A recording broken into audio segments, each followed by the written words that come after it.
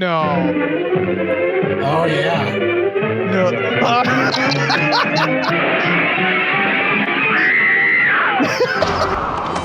Easy, miss. I've got you. Very nice. Hey, Cypher here with another piece of propaganda history. This is a series of live reactions I did with EmperorTigerstar in order to understand how the genre of propaganda evolved as an art form. Last time we covered the origins of the genre with the 1919 film Bolshevism on Trial. I've also already uploaded the last 4 episodes since they're so recent. But this time we covered the interwar years, choosing the cult classic Reefer Madness. It was absolutely hilarious, though perhaps unrepresentative. The whole industry was still experimental at this time, but propagandists had been making strides to understand and control their output. Soviet cinema became an early archetype, especially with productions from Sergei Eisenstein, such as Battleship Potemkin, Strike, and October, all of which valorized Russian revolutionaries, with the Communist Party being a direct benefactor. Soviet cinema lent a new cinematic language that affected Hollywood, due to how magnificent and effective these films were, at least until Stalin required his particular interpretation of art called socialist realism, which dulled the creative expression of previous propaganda. Meanwhile, the public relations industry saw more formalization. Edward Bernays, who had gotten his start with the American propaganda effort during World War I and was the nephew of Sigmund Freud, used his newfound psychology of persuasion to direct corporate advertising. He literally wrote the book on propaganda in 1928, explaining how to socially engineer the public. He argued, the conscious and intelligent manipulation of the organized habits and opinions of the masses is an important element in democratic society. Those who manipulate this unseen mechanism of society constitute an invisible government, which is the true ruling power of our country. We are governed, our minds are molded, our tastes formed, our ideas suggested, largely by men we have never heard of. In theory, every citizen makes up his mind on public questions and matters of private conduct. In practice, if all men had to study themselves the abstruse economic, political, and ethical data involved in every question, they would find it impossible to come to a conclusion about anything. We have voluntarily agreed to let an invisible government sift the data and high-spot the outstanding issues so that our field of choices shall be narrowed to practical proportions. He continued later in the book, the whole basis of successful propaganda is to have an objective and then to endeavor to arrive at it through an exact knowledge of the public and modifying circumstances to manipulate and sway that public. So propaganda not only wishes to convince people, but mold public opinion through media manipulation. Bernays had a long career working for politicians, corporations, and even took part in America's premier propaganda agency during World War II as well. His most famous advertising campaign was to convince women to smoke cigarettes when it was considered a masculine vice, because they were now equal to men and should be proud of their newfound torches of freedom. Bernays' techniques influenced this film. A small church group financed Reefer Madness in hopes of creating a moral panic around marijuana, only a few years after the repeal of Prohibition. In effect, they were trying to reignite the temperance movement, but focus on a different culprit. It was actually one of multiple films that did this, but because it was so ham-handed, it reveals the fledgling attempts at propaganda before World War II and how the genre would have to rapidly improve. So we can see how much it falters because of how overwrought and outlandish its central premise is. The movie has become a cult classic for a good reason, and we had fun watching it with all its campiness. Because it is only through knowledge that we can safely protect them. Failing this, the next tragedy may be that of your daughter, or your son, or yours, or yours, or yours.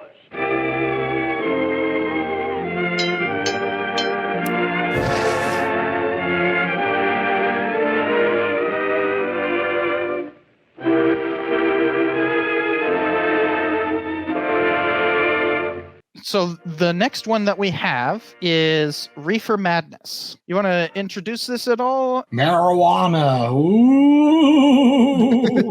Imagine all the drug PSAs you've seen, but even more ludicrous. You know, one puff of the devil's dragon lettuce, and you're already like a criminal, deviant, murderer, sociopath, loser, degenerate. Just instantly, you know? It's literally just, hey, drugs are scary, and we're warning you that drugs are scary. We'll startle you. Emphasize The new drug menace. Oh. Remember, drugs did not exist before the 20s. Destroying the youth. In alarmingly increasing numbers that we will neither provide nor cite. Marijuana. That drug, a violent narcotic. Yeah, famously, marijuana smokers are extremely violent rather than passive. Because I got high.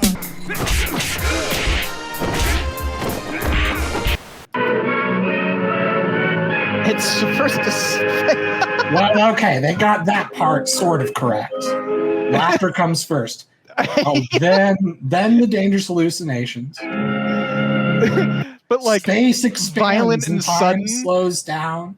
I mean, if you consider coughing violent and sudden, I guess. The fixed ideas. Conjuring up monstrous extravagances. You summon monsters, everybody. I'll smoke a joint tonight. Me and all these dinosaurs are rolling bones tonight. Smoke weed every day. Potheads and their acts of shocking violence. If their stark reality will make you think, will make you aware that something must be done to wipe out this ghastly menace. You can tell it's serious because not only was that italicized, but it was italicized in cursive. Police wage war on narcotics. Dope peddlers caught in high school. This looks like a job for Superman. Are we gonna get high? Up, and away! I'm addicted to marijuana. Parents organization join dope. The dope fight. Yeah, they are a bunch of dopes, aren't they? Oh God, a PTA meeting. United on this, stamp out this frightful assassin of our youth. This whole speech, it came from this like whole idea of, yes, the one thing that solves everything is education. Basically establish the 20th century equivalent of a DARE program. It's kind of like a thing about propaganda is that a lot of the time it's portrayed as educational. Maybe the dumbest thing you can do is go to Prager University. Too often they're teaching the wrong things. So the one thing that I think that we need to do, both at America First Policy Institute and in partnership with PragerU, is to break the education in this country. And how do we do that, though? Create conformity of thought. That means producing people who all think alike. No one is being deprived of the opportunity to succeed simply because they can't afford to keep PragerU videos free. If I were you, I'd think long and hard before paying for that. Look, I'm not saying like DARE was amazing, but at least DARE kind of focused on obtaining illegal thing is a crime. Don't do the crime. You know, that's like a little different than saying like, oh, one little puff and you become a sociopath. One of the things that kind of set it apart from previous don't do drugs things was that it focused a lot on what it can do to you, but a lot of that was described in a way that actually sounded cool. That's actually the problem with DARE, is that it kind of encouraged people to do drugs. Get this, the person who created DARE is the same person who created SWAT teams. That doesn't surprise me in the slightest. Are you, or are you not, a narc? Ah, I see. Okay, a narc. It exists in almost every city and hamlet in the country. He's talking about where the drugs are coming from. Sound familiar? What? No. What are you getting at?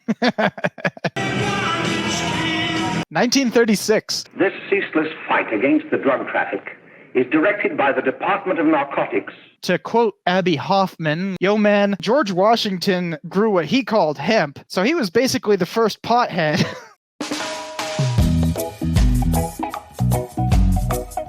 And now they're talking about how you can make it. Oh no, we can't show this on Twitch. We can get in trouble. Recently, a huge supply of heroin was taken. Notice that they're associating this with heroin. Shipment of 35 Well, barrels. aren't they technically to this very day federally on the same classification? True. Bureau's Yeah. engraving print. Schedule 1 drugs. And more, Yeah. more deadly even than these soul-destroying drugs is the menace of marijuana. He's saying marijuana is worse than heroin. I think there's a lot of morons out there, Cypher. There are still people who think that. It Yeah. was run by a woman. This is when they're like, there was a party and someone brought a drug, and that's when it all went down. That's the one I was telling you about. Very nice. And it's like, stop, stop. It's like, what are you doing? I'm so high. Nothing can hurt me. No. Marijuana kills. I'm so high right now. Very nice. Boy, he really swings out hot with a message jive. You want to dance? Yeah. He really swings some jive. That girl had to be on drugs. What the hell? I mean, they're kids. It looks like she's having a stroke. Wait. He's trying to wean off the stuff, but it's just not working. Look at the way he's like...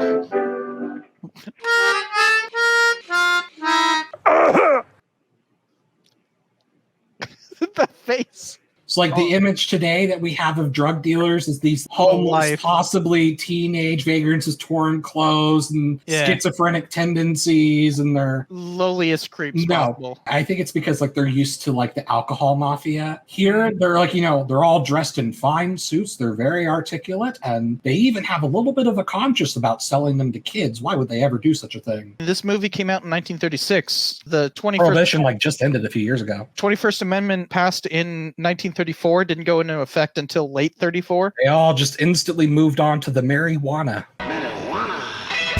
I think that's actually kind of the point, isn't it? I guess. Because that was some of the messaging around alcohol, is that it makes your husband violent, and so you need to get him to be more temperate. This is essentially a moral panic that they're trying to stoke. They're trying to establish the tragedy of like, they're a young couple in love. They have no idea what they're heading into. Try one of these. Oh, okay, so it's already going around?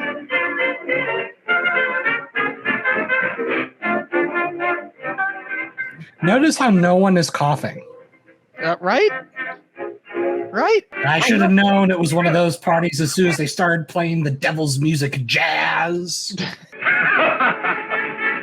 Okay, that's realistic. You see, they're laughing because pot is evil, and that's an evil laugh. Not because you laugh at the dumbest things. Listen, you never heard no beef when I had to sell that rotten gin. Yeah, but I don't need dough that bad. Taking 2-bit pieces from kids. There are millions of 2-bit pieces just begging to be taken. Don't be a dope. I'm just dope enough to draw the line selling hop to kids. The boys are not satisfied. I'm always glad to have them retire. Retire permanently. If you won't sell the kids, I'll kill you. I like how they're like, don't be a dope. What are you selling? Dope.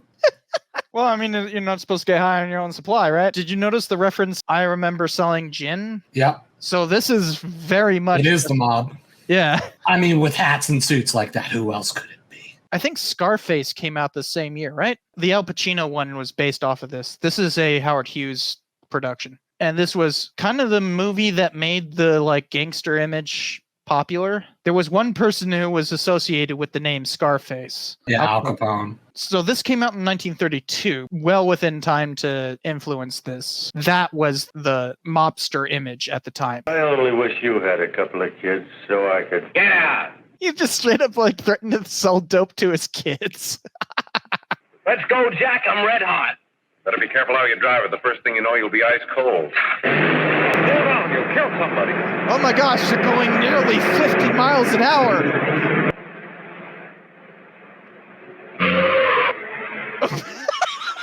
The guy just kind of like curls over to his side and is just like, okay, I guess I'm dead now. This movie is amazing.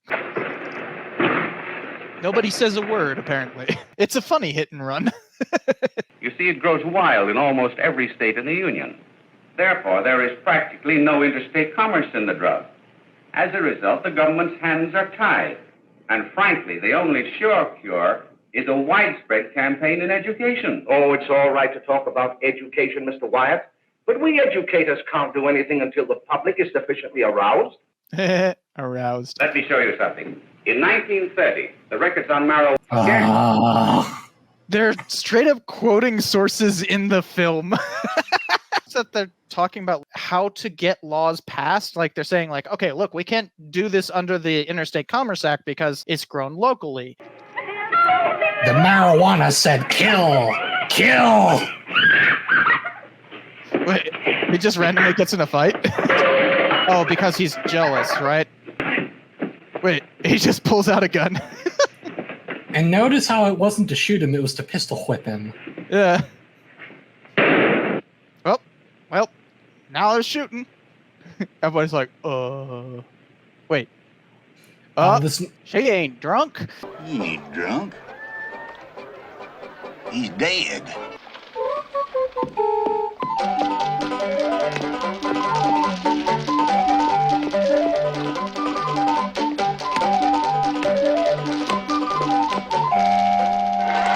Get out of here and forget you're ever in here today. He's framing the guy. What have I done?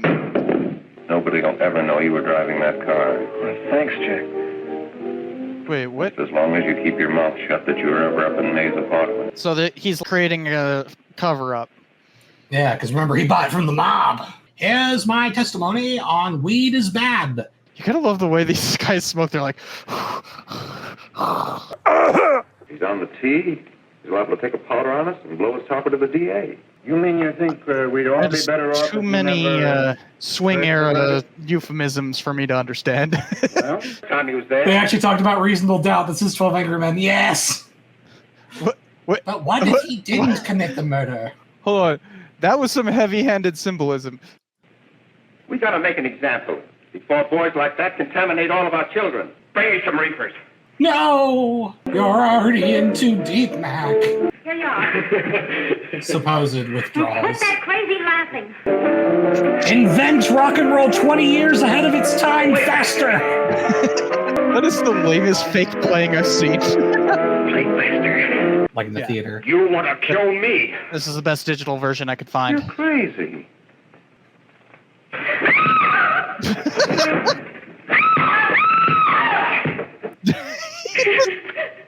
Dear, the next door neighbors are fighting again. Just stay quiet and the screaming will stop. What's going on? Hurry, hurry! There's a terrible fight going on. Stop it! Stop it! Take over me! Take your hands over me!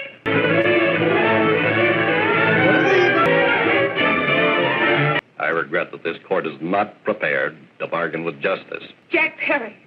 He shot Mary and then he put the gun in Bill's hand. But Bill did not puff, he only inhaled. I saw it. I experimented with marijuana a time or two and I didn't like it. And didn't inhale and never tried it again.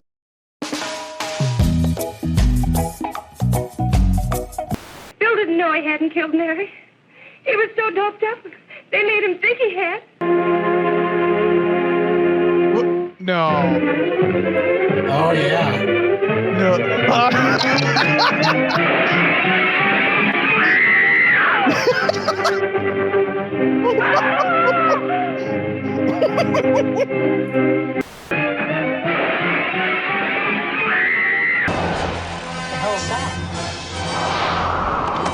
Easy, miss.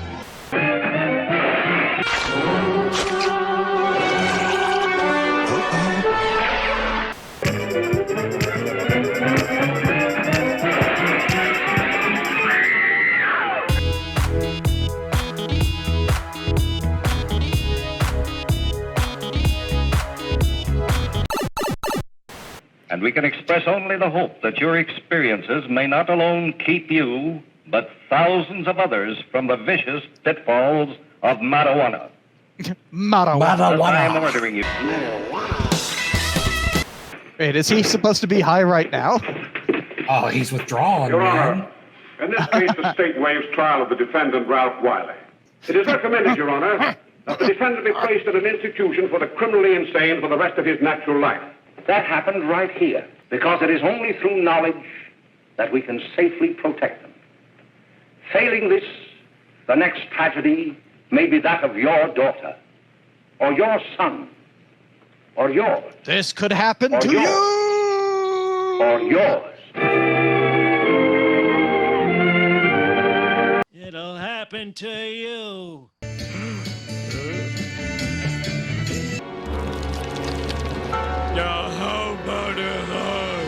This was very obvious propaganda, right? But at the time, there wasn't much of like a language for this. Well, golly gee, this is just a community message. We're just trying to educate people about the pitfalls of marijuana.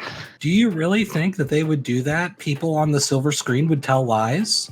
It also shows they're kind of experimenting in the 30s with how to do propaganda. It is a propaganda film because it is created with the purpose of pushing policy by a group dedicated to that purpose. Church group under the title Tell Your Children was the original financiers. You can see that they're experimenting with what propaganda can do and how it can shape public opinion. They're just doing it really poorly.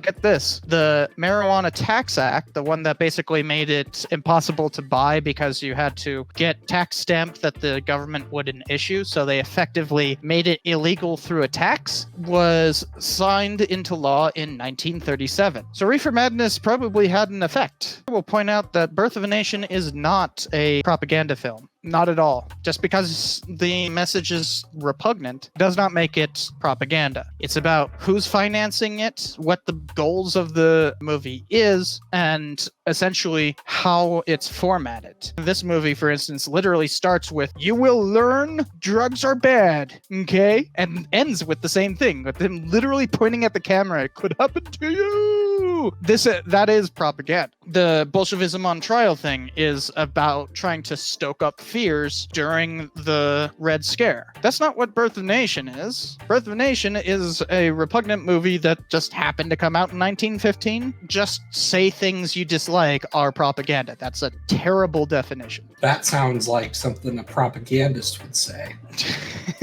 Plus, propaganda can be damn good because World War II propaganda reformulated the entire movie industry. And specifically, what I would argue is literally the best propaganda ever created.